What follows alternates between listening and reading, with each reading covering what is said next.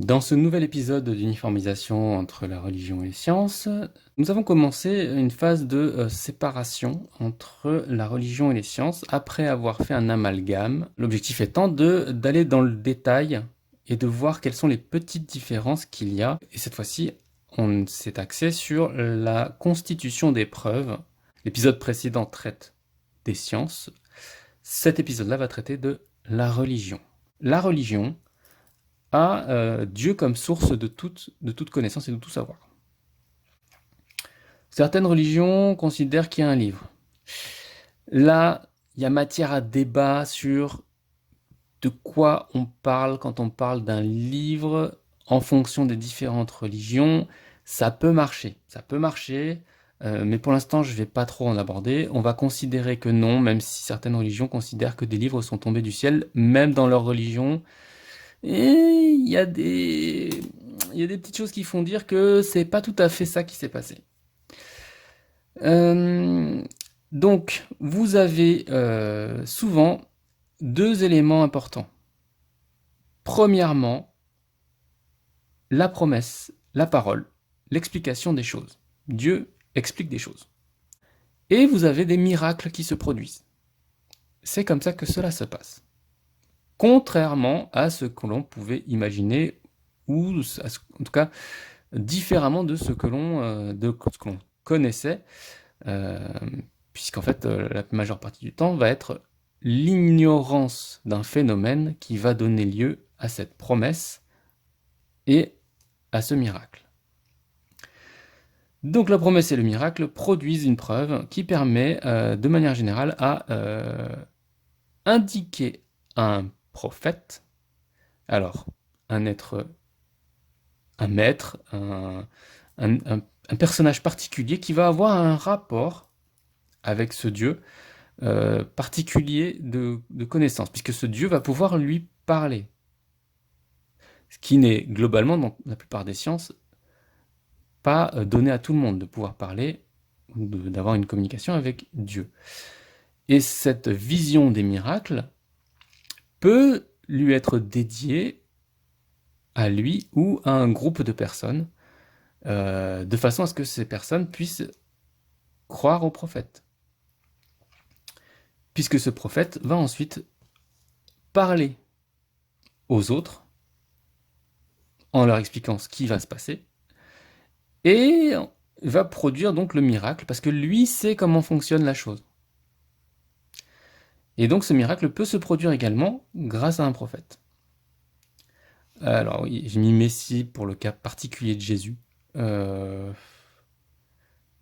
J'aurais pu ne pas le mettre, parce que de toute façon, prophète ou Messie, il y a certaines religions qui n'en déclarent pas, mais ils vont déclarer des demi-dieux, des personnages un peu particuliers, exceptionnels, qui sont du monde des hommes, du monde des humains, qui ont contact avec les humains, et donc qui vont être l'intermédiaire ou en tout cas le réceptacle d'une connaissance qui va leur permettre de produire également des miracles. Ces prophètes peuvent aussi être rédacteurs de livres, dictés ou expliqués par Dieu. Il y a par exemple les tables de la loi, on peut en parler de ça, on peut parler du Coran, voilà, enfin, le Coran serait plutôt par là, il me semble, mais bon, je ne suis pas non plus un coraniste aguerri. Et puis vous avez donc la possibilité que le prophète, lui, soit la personne qui donne lieu à l'écriture des livres. Donc ces trois éléments permettent d'avoir des preuves. Et souvent, le livre va être le recueil des paroles et des miracles. Sans ça, il n'y a pas vraiment de raison d'écrire un livre. Ensuite, vous avez toute une panoplie de personnes, en fonction des religions, des héritiers, les apôtres. Vous allez avoir des prêtres, vous allez avoir des autorités, des éléments, des personnes qui sont qualifiées pour en parler, pour décrire les choses, qui vont accueillir donc la parole du prophète. La parole qu'ils vont écrire, le livre qu'ils vont rédiger ou copier, peu importe, et ensuite les miracles dont ils vont pouvoir raconter l'histoire. Donc la production de livres est possible, de livres d'autorité. On parle toujours d'autorité, hein, on est toujours sur la notion d'autorité. Par contre, eux ne sont pas capables de faire des miracles. Ou en tout cas, ils le font de façon pas très maîtrisée, pas autant que ce que peuvent faire les prophètes, ou même Dieu du coup, évidemment. Et donc on va considérer qu'ils n'en font pas la plupart du temps, des miracles.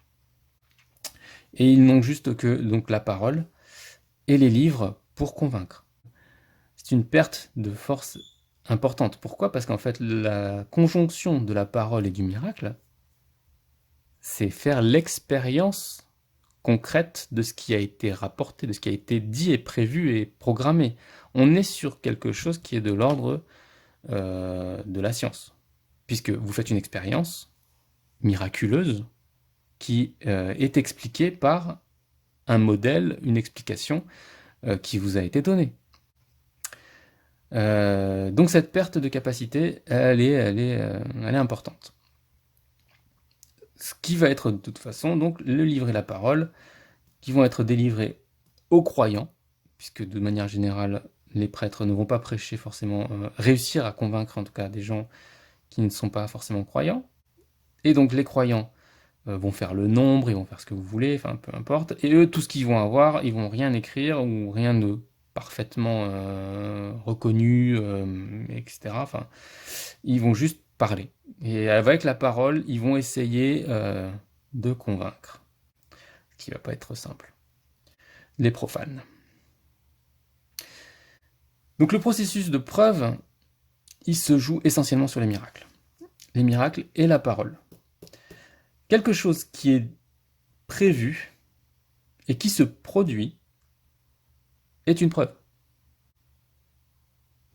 Et donc, la science pourrait fonctionner sur ce modèle-là si on considère que quand ils font une expérience, en fait, l'expérience réalisée, potentiellement, ceux qui font des découvertes, tombent sur des miracles qui sont produits par Dieu, puisque Dieu...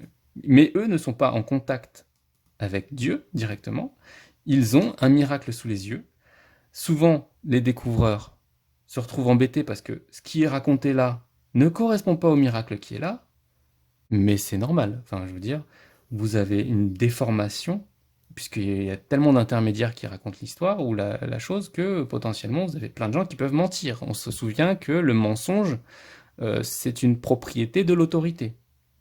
Il n'y a que les autorités qui peuvent mentir et faire croire un mensonge à tout le monde.